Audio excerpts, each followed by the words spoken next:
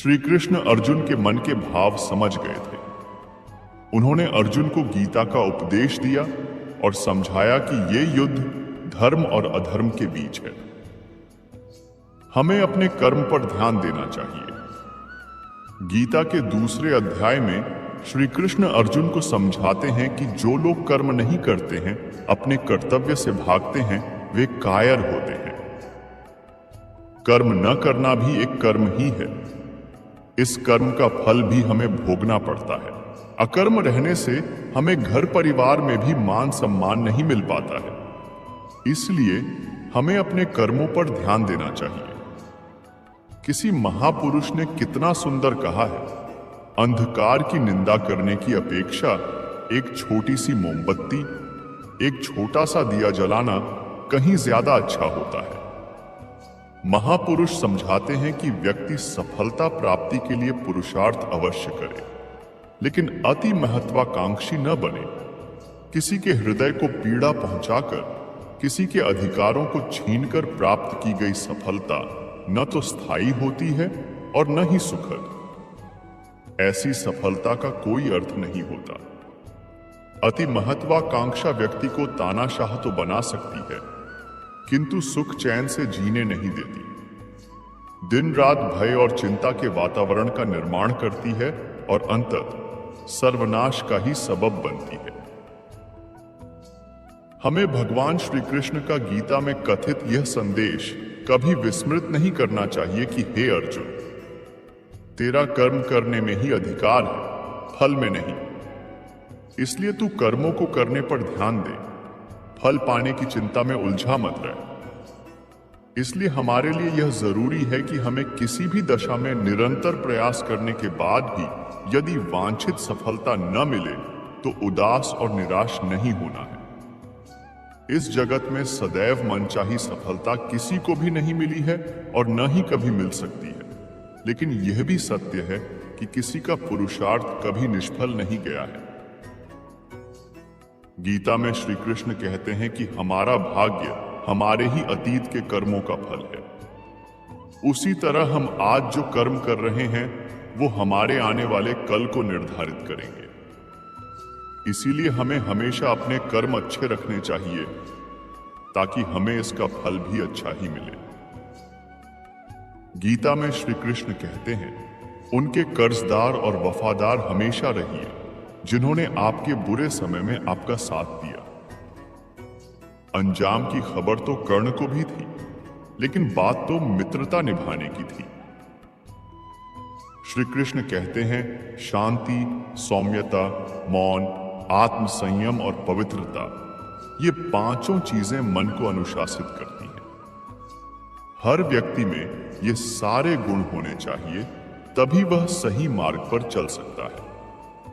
गीता में कहा गया है कि आप किसी का भाग्य नहीं बदल सकते, लेकिन अच्छी प्रेरणा देकर उसका मार्गदर्शन तो कर ही सकते हैं। श्री कृष्ण के अनुसार जीवन में कभी मौका मिले तो सारथी बनना स्वार्थी नहीं। अहंकार मनुष्य से वह सब करवाता है जो अंत में उसी के विनाश का कारण बनता है। इसलिए मनुष्य को जितनी जल्दी हो सके अपना अहंकार त्याग देना चाहिए। श्री कृष्ण कहते हैं, कर्म वो फसल है जिसे इंसान को हर हाल में खुद काटना ही पड़ता है। इसलिए हमेशा अच्छे बीज बोए ताकि फसल अच्छी हो। गीता के अनुसार हर इंसान में कुछ ना कुछ प्रतिभा होती है, लेकिन अक्सर इसे लोग दूसरों के जैसा बनने में नष्ट कर देते हैं। भगवान श्री कृष्ण अर्जुन से कहते हैं, तेरा कर्म करने में ही अधिकार है, उसके फलों में नहीं।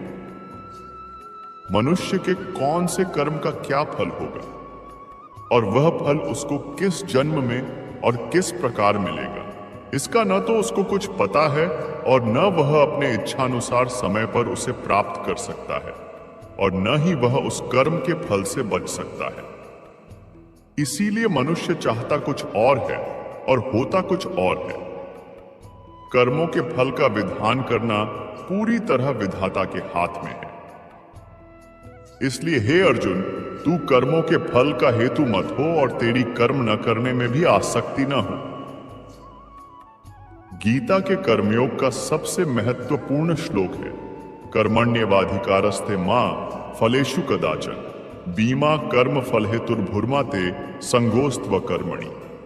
अर्थात भगवान श्री कृष्ण अर्जुन से कहते हैं, तेरा कर्म करने में ही अधिकार है, उसके फलों में नहीं। मनुष्य के कौन से कर्म का क्या फल होगा और वह फल उसको किस जन्म में और किस प्रकार मिलेगा, इसका न तो उसको कुछ पता है और न वह अपने इच्छानुसार समय पर उसे प्राप्त कर सकता है और न ही वह उस कर्म के फल से बच सकता है।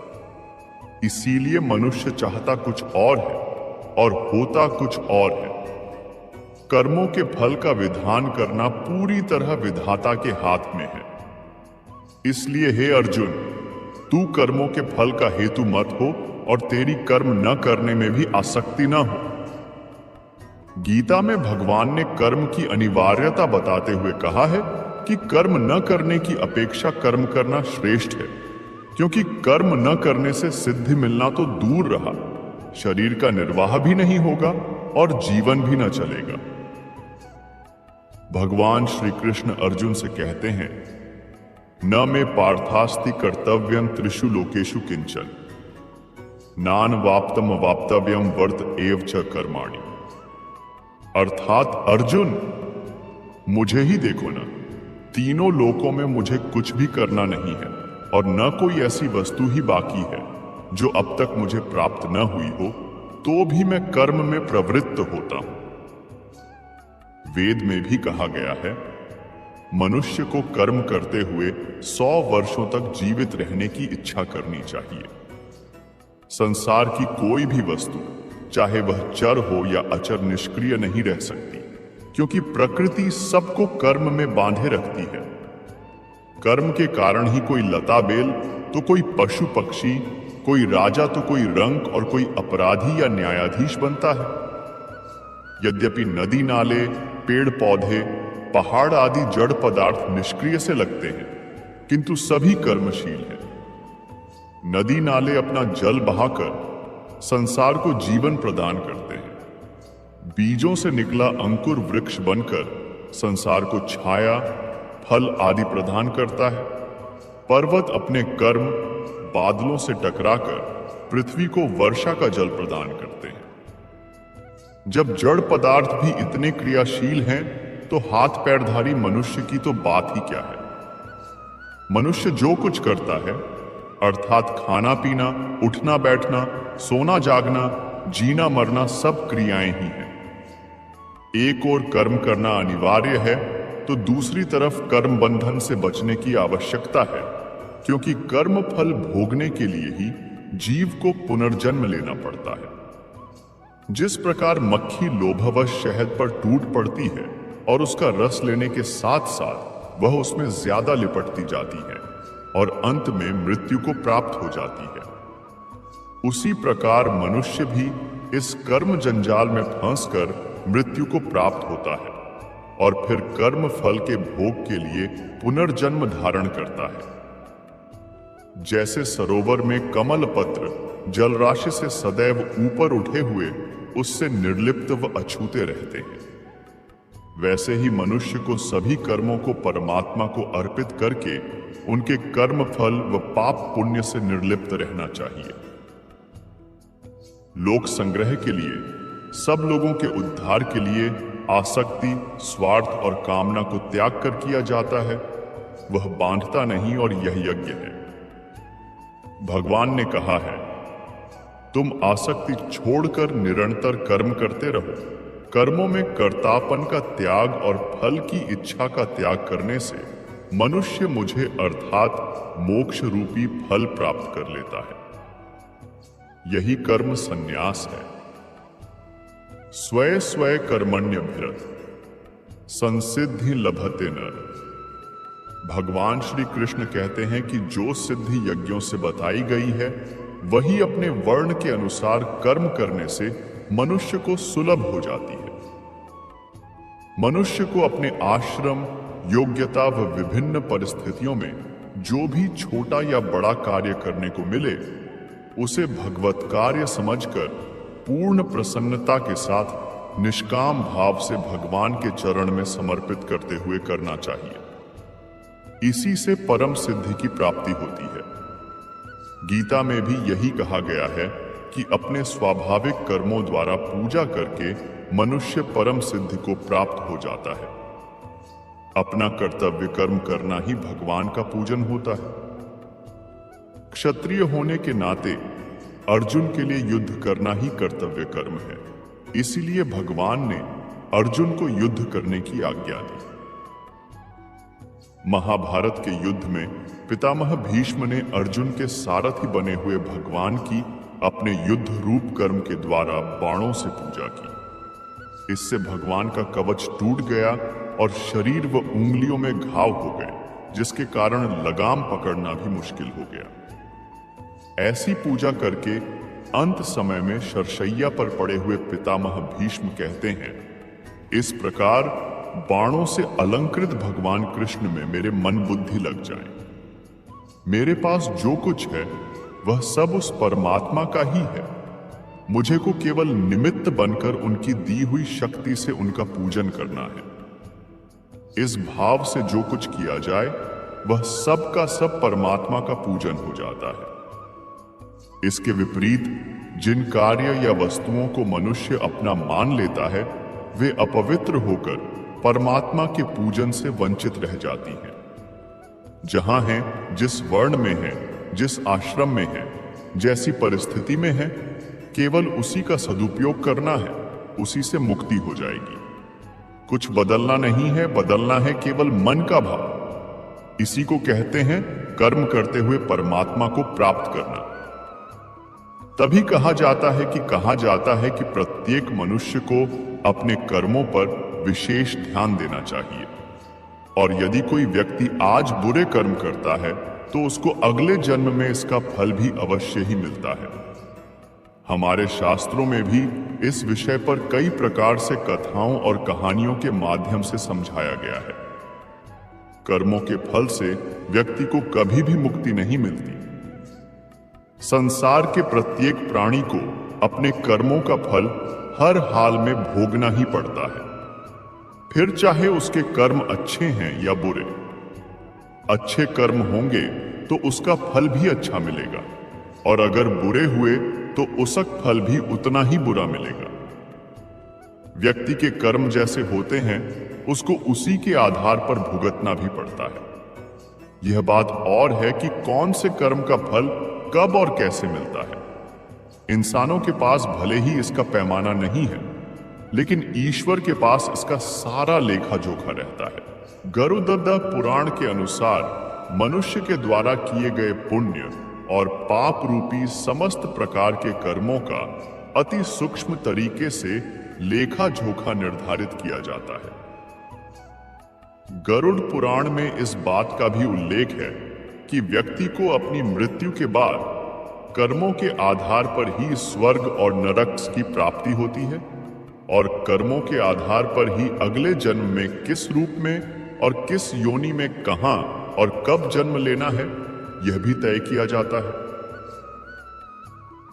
इसी विषय पर एक पौराणिक कथा के अनुसार एक बार भगवान श्री कृष्ण और अर्जुन अपना भेष बदलकर किसी नगर में भ्रमण कर रहे थे।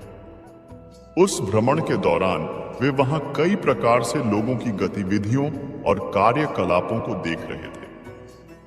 तभी श्री कृष्ण और अर्जुन की नजर एक हलवाई की दुकान पर पड़ी।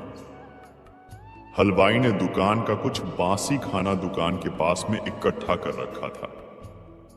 उस खाने के ढेर को देखकर एक कुत्ता बार बार उसके पास आता और उसे खाने के लिए उसमें मुंह मारने का प्रयास करता, लेकिन वो हलवाई उसे डंडे से मारकर भगा देता।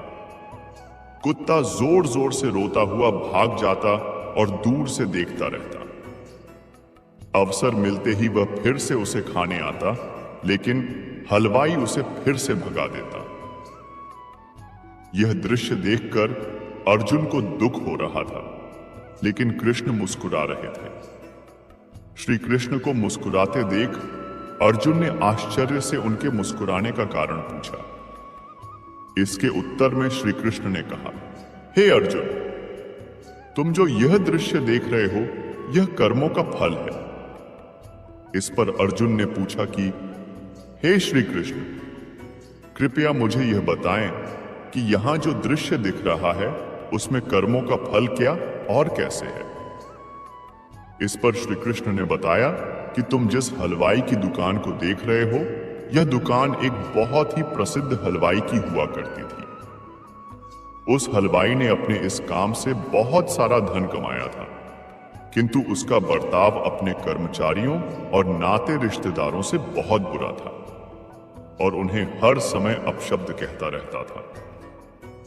अपने कर्मचारियों को वो ठीक से भोजन भी खाने को नहीं देता था, साथ ही सभी की बहुत बेइज्जती भी करता रहता था। उसके उन्हीं पिछले जन्म के कर्मों का फल है कि आज वह अपनी ही दुकान के आगे कुत्ता बनकर भोजन के लिए तरस रहा है। यह कुत्ता वही नामी हलवाई है और इस दुकान में जो वर्तमान मालिक दिख रहा है वो उसी का बेटा है। तुम जो उस कुत्ते को अभी मार खाते देख रहे हो, ये उसके पिछले जन्म के कर्मों की सजा है जिसे वह आज भुगत रहा है। और क्योंकि किसी भी मनुष्य और पशु या पक्षी में इतनी क्षमता नहीं है कि वह अपने पिछले जन्म और कर्मों के विषय में कुछ भी याद रख सके, इसलिए न तो उस कुत्ते को इस बात की जानकारी है कि उसने अपने पिछले जन्म में क्या किया था, और न ही इस हलवाई को इस बात का आभास हो रहा है कि वह जो आज कर रहा है उसे भी अगले जन्म में इस फल भोगना ही पड़ेगा।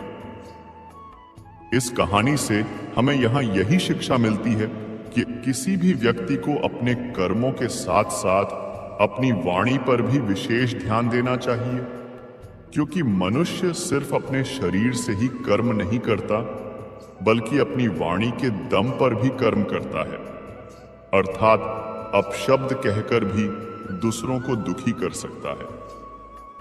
और हर प्रकार के पापों का फल उसे अगले जन्म में भोगना ही होता है। तभी तो एक कहावत भी है कि जो जैसा बोता है वैसा ही काटता है। सब लोग यही कहते आ रहे हैं कि कर्मों का फल देना भगवान के हाथों में होता है, क्योंकि कर्मों का फल देना यदि भगवान के हाथों में होता तो फिर तो भगवान भी आज के मनुष्य और की भांति निरंकुश होते।